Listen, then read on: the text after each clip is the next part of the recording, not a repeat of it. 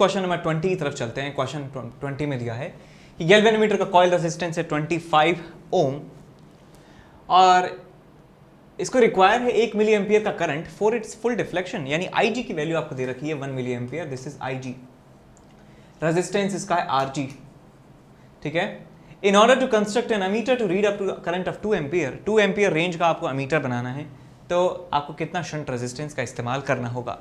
काफ़ी सिंपल सवाल है, आपको ये याद हो जाने चाहिए कि गैल्वेनोमीटर से अमीटर बनाने की विधि क्या है कि आप पहले कढ़ाई में एक रेजिस्टेंस लें, इसको पैरेलल में लगा दें, यहाँ पे लगा दिया पैरेलल में, ठीक है जी। हम मैक्स आउट देखना चाहते हैं हमारे गैल्वेनोमीटर को, तो इसमें करंट फ्लो होना चाहिए IG के बराबर। अब याद रख लो यार ये बात तो कि हम जब अमीटर बनाते हैं या वोल्टमीटर बनाते हैं तो दोनों ही केसेस में क्या शर्त है कि गैल्वेनोमीटर से IG के बराबर करंट फ्लो होना चाहिए, तभी हम इसकी कैपेसिटी कैलकुलेट कर सकते हैं वोल्टमीटर या अमीटर की, ठीक है। तो यहाँ पे भी IG के बराबर करंट होगा, वोल्टमीटर बनाएंगे तो भी इसमें गैल्वेनोमीटर में करंट IG के बराबर होना चाहिए। तो भाई ये IG के बराबर करंट है जो कितना है 1 मिली एम्पियर।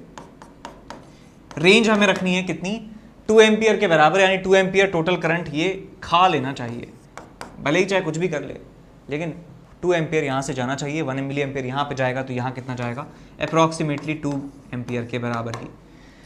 इसके अक्रॉस पोटेंशियल डिफरेंस, इसके अक्रॉस पोटेंशियल डिफरेंस आपस में बराबर है बिकॉज ये दोनों पैरेलल कॉम्बिनेशन में लगे हैं। तो I1 R1 is equal to I2 R2, यहाँ पे आप रिलेशन लगा सकते हैं। तो आपको मिलेगा 1 milli ampere 10 to the power -3 into galvanometer का resistance 25 ohm is equal to 2 into shunt resistance RS। तो यहाँ से आपको मिल जाता है 12.5 into 10 raise to the power -3, so 1.25 into 10 to the power -2 ohm आपको ये शंट रेजिस्टेंस की वैल्यू मिल जाएगी, ठीक है।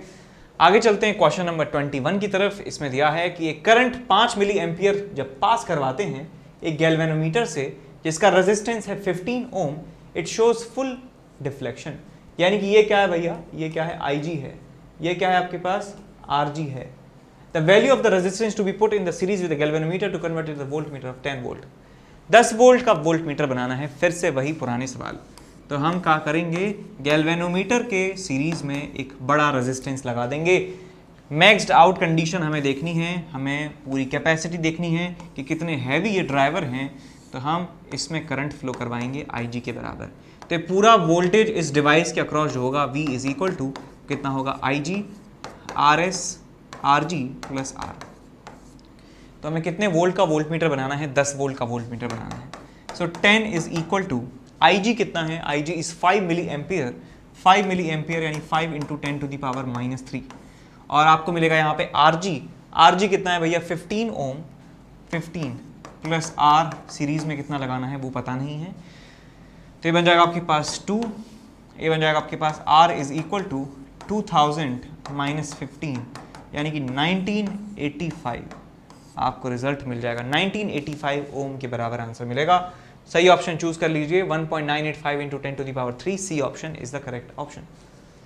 नेक्स्ट इसके बाद क्वेश्चन नंबर 22। क्वेश्चन नंबर 22 में दिया है गैल्वेनोमीटर का कॉइल रेजिस्टेंस है 100 ओम के बराबर RG, gives a full scale deflection when a current of 1 milli ampere passes through it. 1 milli ampere का करंट पास होता है इससे, यानी कि ये RG है और ये IG है। Value of the resistance which can convert this galvanometer ammeter full deflection 10 ampere. फिर से वही सवाल, बड़ा आसान है। यहाँ है गैल्वेनोमीटर, यहाँ है आपका शंट रेजिस्टेंस। अमीटर बनाने के लिए चाहे वोल्टमीटर बनाएं, हम फुल डिफ्लेक्शन देखना है तो गैल्वेनोमीटर में पूरा करंट जाना चाहिए IG के बराबर, जो कितना है full deflection current is 1 milli ampere. Range कितनी है भैया, रेंज है 10 एम्पियर, तो 10 एम्पियर ये पूरी डिवाइस खानी चाहिए।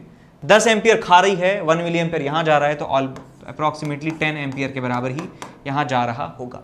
इसके अक्रॉस पोटेंशियल डिफरेंस, इसके अक्रॉस पोटेंशियल डिफरेंस आपस में बराबर होने चाहिए। ये 100 ओम का एक गैल्वेनोमीटर है, तो I1 R1 is equal to I2 R2 आप रख सकते हैं। तो आपको मिलेगा 10 to the power -3 into 100 is equal to RS into 10। तो ये गया आपके पास, इससे ये गया, RS की वैल्यू आपको मिल जाती है 10 टू द पावर -2 ओम के बराबर।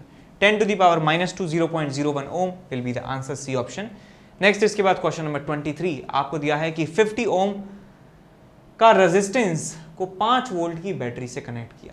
अच्छा, galvanometer of resistance 100 ohm is to be used as a meter to measure current through the resistance. ठीक है, for this a resistance R is connected to the voltmeter galvanometer. Which of the following connection should be employed if the measured current is within 1% of the current without the ammeter in the circuit?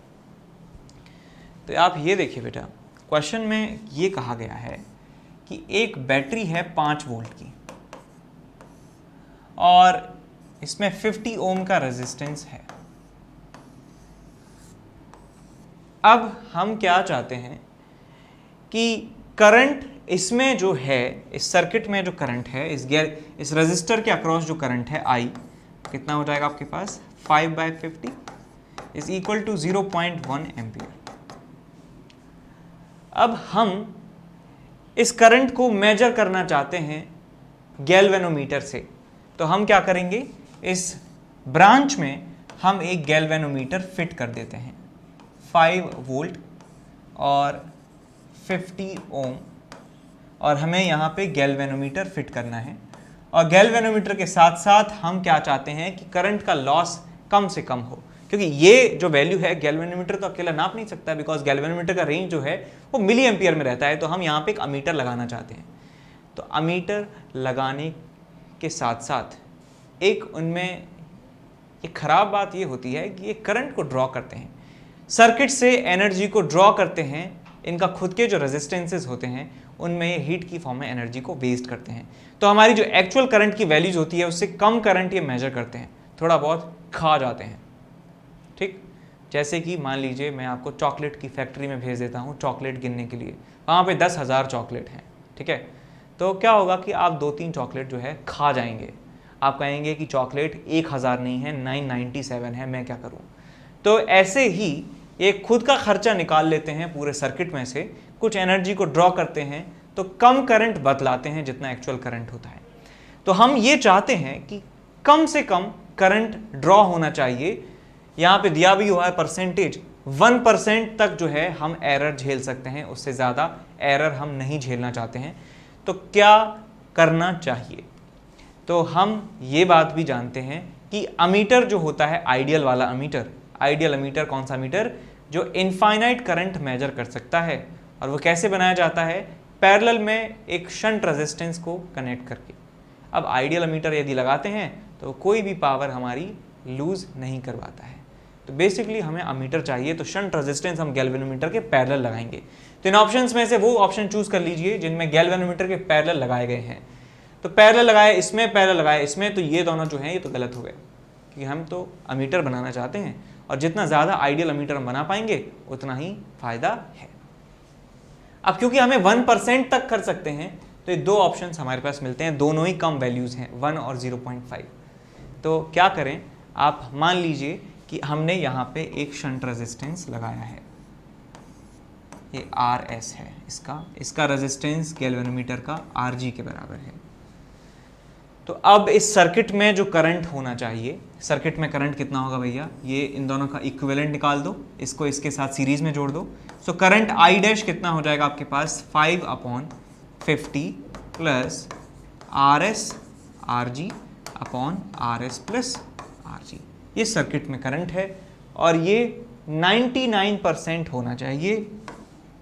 This should be 99% of current without the galvanometer, बिना किसी device के ये इसका 99% होना चाहिए। सो 99/100 into 0.1 ampere. तो आपको question में दिया भी हुआ है कि गैल्वेनोमीटर का रेजिस्टेंस 100 ओम है, तो 100 ओम यहाँ पे रख दीजिए। RS की वैल्यू अननोन है, आप सॉल्व कर लेंगे आपको आंसर मिल जाएगा। ठीक है, 0.5 के आसपास आंसर आ जाता है। चलिए नेक्स्ट क्वेश्चन की तरफ बढ़ते हैं। क्वेश्चन नंबर 24 में आपको दिया है कि रेजिस्टेंस निकालना है गैल्वेनोमीटर का by half deflection method. Half deflection method मैंने अभी आपको समझा दिया था कुछ क्वेश्चंस पहले ही। A battery of EMF VE and resistance R is used to deflect the galvanometer by angle theta।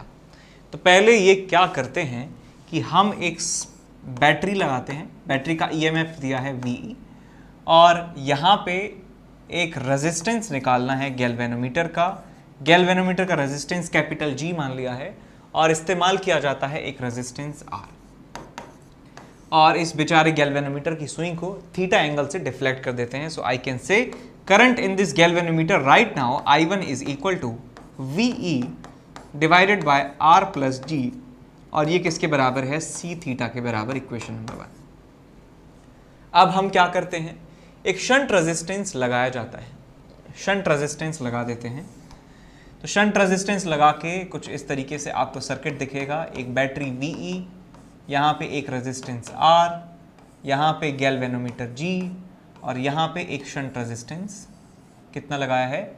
S के बराबर शंट रेजिस्टेंस लगाया है, जिससे हाफ डिफ्लेक्शन हमें मिल सके। तो आप निकालना चाहते हैं, आप कहना चाहते हैं कि ये जो गैल्वेनोमीटर है इसमें करंट अब I1/2 जाना चाहिए। This current should be I1/2। अब इस करंट को निकालने के काफी सारी तरीके हैं। एक तरीका मैं पहले ही बता चुका हूं, दूसरा तरीका मैं आपको बताता हूं कि आप पहले पूरे सर्किट में करंट निकाल लीजिए कितना होगा। तो हम कह सकते हैं कि इस पूरे सर्किट का करंट जो है I is equal to EMF कितना है? VE, एनर्जी का source divided by total resistance. तो ये दोनों पैरेलल में लगे हैं और ये पैरेलल में इनका कॉम्बिनेशन इसके साथ सीरीज में लगा है। तो यहां पे हम लिख सकते हैं R plus GS divided by G plus S। अब ये करंट जो है ये करंट I जो हमने निकाला है, ये दो ब्रांचेस में डिस्ट्रीब्यूट हो रहा है। तो इस ब्रांच में करंट जो होगा that is equals to I1/2, that is equal to total current I into सामने वाला resistance S divided by total resistance G plus S। तो I हम निकाल चुके हैं, I1 हम निकाल चुके हैं। I1 की वैल्यू आप यहां रख दीजिए और ये वैल्यू होनी चाहिए किसके बराबर? इसके बराबर चाहिए C θ/2 के बराबर होनी चाहिए, इक्वेशन नंबर 2। तो इक्वेशन नंबर 2 और 1 को आप सॉल्व कर लेंगे, आपको रिलेशन मिल जाएगा कौन सा इनमें से सही होगा।